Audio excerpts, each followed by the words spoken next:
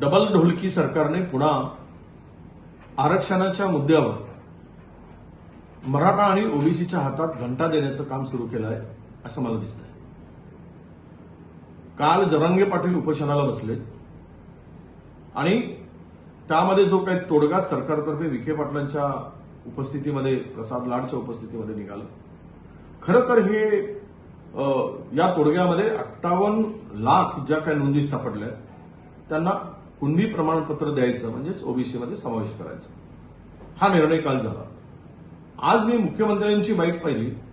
मुख्यमंत्री असं म्हणतात की आम्ही ओबीसीच्या आरक्षणाला धक्का लागू देणार नाही, ओबीसीचं नुकसान करणार नाही. म्हणजे हाच सगळा डबल ढोलकी कारभार आहे. एकीकडे मुख्यमंत्र्यांनी ओबीसीची बाजू घ्यायची, विखे पाटलांनी करार करायचा. यात नेमका सरकारचा उद्देश काय आहे की दोघांनाही एकमेकाच्या विरुद्ध लढवायचं आहे, दोघांनाही एकमेकाच्या विरुद्ध उभं करायचं आहे आणि सत्तेची खुर्ची टिकवायची आहे, सत्तेची मजा चाकायची आहे. ह्या सगळ्यामध्ये मी जरांगे पाटलांनाही सांगतो, हे लबाडाचं सरकार आहे, हे यावर विश्वास ठेवू नका. आणि ओबीसींनाही सांगतोय मी की सरकारची भूमिका कधी तुमच्या बाजूला राहिली नाही.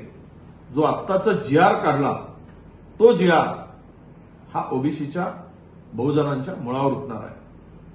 कारण ओपनमध्ये कॅटेगरीच्या लोकांना स्थानच ठेवलं नाही. म्हणजे या राज्यातील 85% लोकांना 50% आरक्षण आणि 15% लोकांना 50% आरक्षण, ही भूमिका, हे सरकार कुणाच्या बाजूचं आहे, कुणासाठी काम करते हे माझ्या ओबीसी बांधवांनी लक्षात घेतलं पाहिजे. म्हणून अशा दुतोंडी सरकारवर, डबल ढोलकी सरकारवर अजिबात विश्वास ठेवू नका. ओबीसीचं नुकसान होत असेल तर आता रस्त्यावर उतरल्याशिवाय पर्याय नाही आणि त्याची तयारी आपण करा. मी सोबत आहे आणि लवकरच याची घोषणा सुद्धा आम्ही करू. एबीपी माझा, उघडा डोळे बघा नीट.